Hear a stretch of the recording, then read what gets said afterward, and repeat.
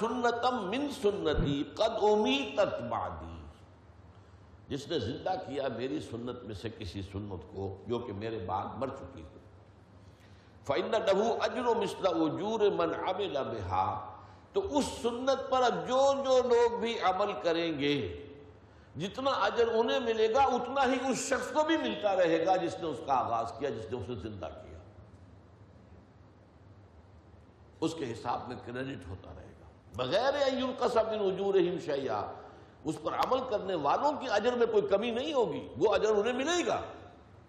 لیکن یہ کہ اتنا ہی اجر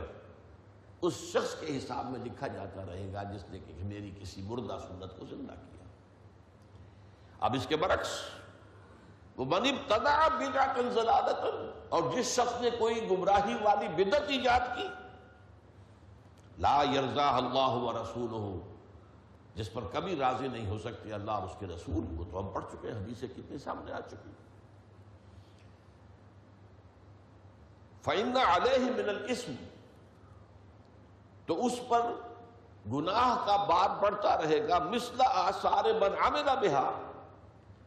جو بھی اس بدعت پر عمل کریں گے ان کے جو گناہوں کی پاداش ہوگی، اس کے جو گناہ ہیں وہ اس کے حساب میں بھی درج ہوتے رہیں گے،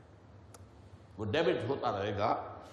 بغیر ان ينقص ذلك من اوزارهم شیئا، بغیر اس کے کہ ان کے اپنے بوجھ میں سے کوئی کمی ہو۔ وہ تو جب عمل کر رہے ہیں بدعت پر تو ان کے تو جو گناہ ملنا ہے ملنا ہی ہے، جو سزا ملنی ہے اتنا ہی معاملہ جس شخص نے اس کا آغاز کیا تھا اس کے حساب میں درج ہو جائے گا۔ یہ ترمذی کی روایت ہے۔